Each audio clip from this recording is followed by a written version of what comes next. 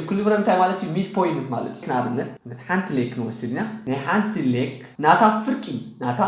ሚድ ፖይንት እንታይ ይበሃል ማለት እዩ ኢኩሊብሪየም ይበሃል ኢኩሊብሪየም እንታይ እዩ ኢኩሊብሪየም ማለት ፌር ፕራይስ ማለት እዩ ርትዓዊ ዝኾነ ዋጋ ማለት እዩ ናብ ዲስካውንት ዞን ዝበሃል ከይድና ማለት እንታይ ማለት እዩ ማርኬት ካብ ኢኩሊብሪየም ካብኡ ንታሕቲ ምስ ወረደ እዮም ዝገዝኡ ማርኬት ከምዚ ኢሉ ይኸይድ እሞ ንላዕሊ ይወፅእ እሞ ድሕሪ እንታይ ይገብሩ ልዕሊ ኢኩሊብሪየም ከሎ ባይ ኣይገብሩን እዮም ባይ ክገብሩ እንተኾይኑ ክሳብ ዝሓስር ይፅበይዎ ወይ ከዓ ናብ ዲስካውንት ይእትውዎ ማለት እዩ ይመፅእ ዲስካውንቱ ስለዘርዐ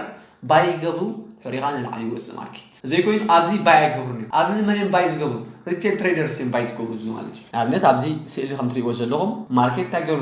መጀመርያ ንላዕሊ ወፅዩ ድሕሪኡ ፍርቂ ናይዚ ኣበይ ክኸውን ይኽእል ንኣብነት ፍርቂ ኣብዚ ኢልና ያለና ኢኩሊብሪየም ኢልና ያለና ማለት እዩ ማርኬት ናብ ዲስካውንት ዞን ከም ትሪእዎ ዘለኹም ምስ ኣተወ ኣብዚ ከዓ ባይ ገይሮም ንሳቶም እንታይ ገይሩ ማለት እዩ ማርኬት ንላዕሊ ሒዝዎም ወፅዩ ስለዚ ንሕና ከም ICT ትሬደር ማለት እዩ እንታይ ክንገብር ዘለና ኩሉ ግዜ ባይ ክንገብር ከለና ኣብ ዲስካውንት ምዃኑ ቼክ ምግባር የድልየና ማለት እዩ ታሲ ብጣዕሚ ቀሊል ማለት እዩ ኣብዛ ትሪእዋ ዘለኹም ቶቶ ትሬድስ ትብል ዘላ ዩቲዩብ ቻነል ናተይ ነፃ ትምህርቲ ዳልየልኩም ኣለኹ ኣብቲኹም ክትመሃሩ ትኽእሉ ኢኹም